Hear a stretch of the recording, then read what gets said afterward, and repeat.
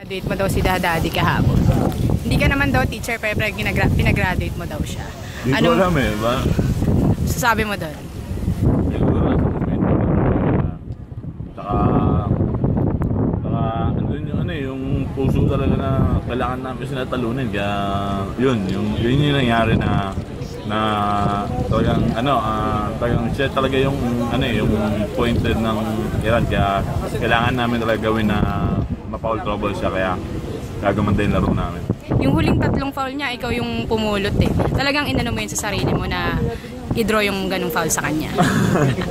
Hindi ko sabi na ako talagang baka siguro natatapat lang, di ba? Kaya yun, napag-graduate siya.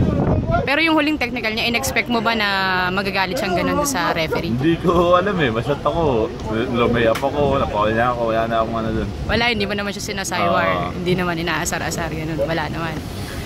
Ayun, anong feeling na number 1? Number 1 sa Siyempre, masarap. Hindi pa tapos to, tsaka quarterfinals, di naman ganun kagaan yung kalaban, kaya mas pinag-aanda pa namin. Yung fouls mo ngayon, nakokontrol mo na. Dati parang sinasabi ng iba,